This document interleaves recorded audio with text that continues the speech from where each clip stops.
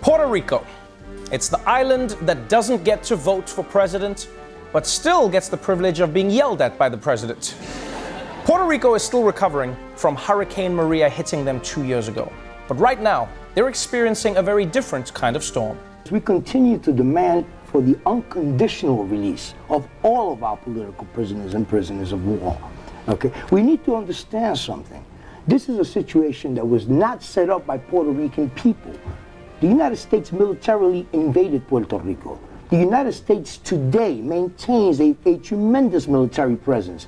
Today on the island of Puerto Rico, people are fighting because the United States Navy continues to bomb the people of Puerto Rico.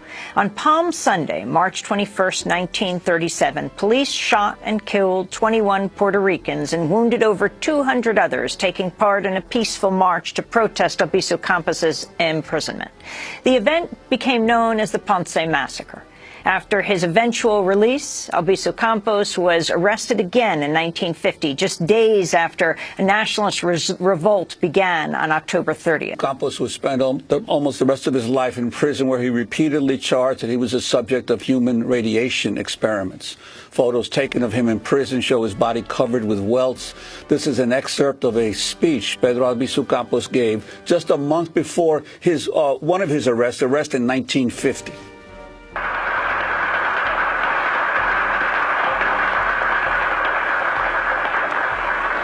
Señor Presidente de la Junta Municipal de Lares, damas y caballeros, no es fácil pronunciar un discurso cuando tenemos la madre tendida. Mr. President of the Lares Municipal Council, ladies and gentlemen, it's not easy to give a speech when we have our mother laying in bed and an assassin waiting to take her life. Such is the present situation of our country, our mother, of Puerto Rico. The assassin is the power of the United States of North America.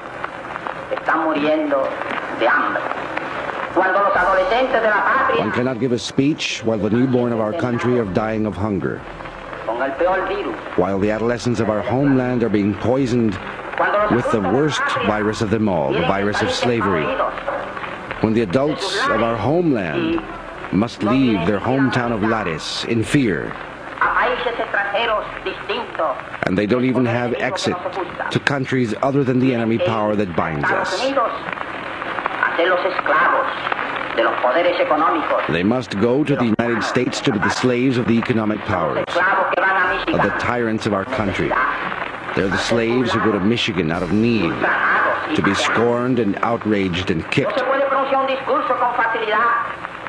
When one cannot easily give a speech, when this tyrant has the power to tear the sons right out of the hearts of Puerto Rican mothers, to send to Korea or into hell, to kill, to be the murderers of innocent Koreans, or to die covering a front for the Yankee enemies of our country,